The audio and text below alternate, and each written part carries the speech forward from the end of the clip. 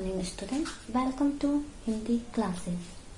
Chapter 1 and topic is भाषा। भाषा को इंग्लिश में लैंग्वेज कहते हैं। स्टूडेंट्स, आप पिछली कक्षाओं में भाषा के बारे में पढ़ चुके हैं, तो चलिए इस कक्षा में भी भाषा के बारे में कुछ जानकारी प्राप्त करते हैं।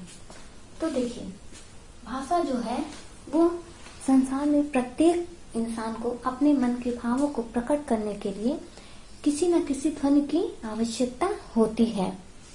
और संसार में कुछ ऐसी ध्वनियां भी होती हैं जिसे हम सुन तो सकते हैं, पहचान सकते हैं, परंतु उसे लिख और समझ नहीं सकते हैं। कि आप इस चित्र में देख सकते हैं कि यह एक कुत्ते की अपनी बोली होती है, भौं भौं। कोयल की अपनी बोली होती है, कुहू कुहू।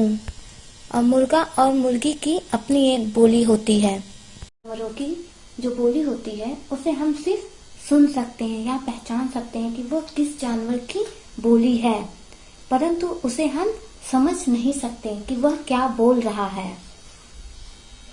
देखिए, इस चित्र में दो बच्चे आपस में बात कर रहे हैं, तो ये आपस में क्या बात कर रहे हैं वो हम समझ सकते हैं और उसे लिख भी सकते हैं। मनुष्य ही ऐसा प्राणी है जो अपने भावों को बोलकर, सुनकर या लिखकर दूसरों तक पहुंचा सकता है। तो चलिए देखते हैं भाषा की परिभाषा। भाषा क्या है? तो भाषा वह माध्यम है जिससे हम अपने भावों को या अपने विचारों को दूसरों तक पहुंचाते हैं। तो इसको एक सही क्रम में देखिए, वह माध्यम जिससे हम अपने भावों एवं विचारों का आदान प्रदान करते हैं भाषा कहलाती है। तो ये आपका भाषा की परिभाषा हो गया।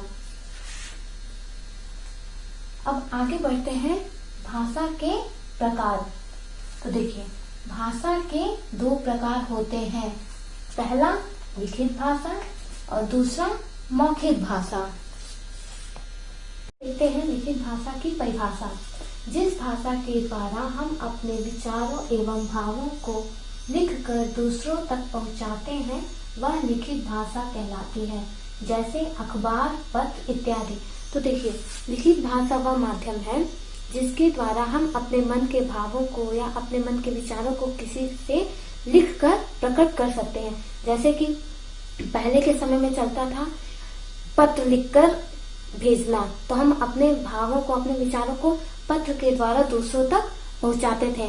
और आज के जनरेशन में है मोबाइल से व्हाट्सएप मैसेज। तो व्हाट्सएप में भी अगर हम किसी से बात करते हैं तो अपने बातों को, अपने विचारों को उसमें मैसेज से टाइप करके, यानी कि उसको उसमें लिखकर अपने विचारों को भेजते हैं। तो आइए देखते हैं सेकंड नंबर, मौखिक भाषा। जिस भाषा के द्वारा हम अपने विचारों एवं भावों को बोलकर दूसरों तक पहुंचाते हैं वह मौखिक भाषा कहलाती है, जैसे बातचीत करना, रेडियो सुनना इत्यादि।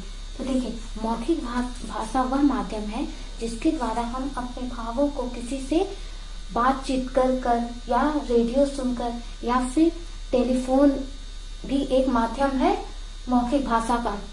टेलीफोन के द्वारा भी हम किसी से बातचीत करके अपने मन के भावों को प्रकट कर सकते हैं।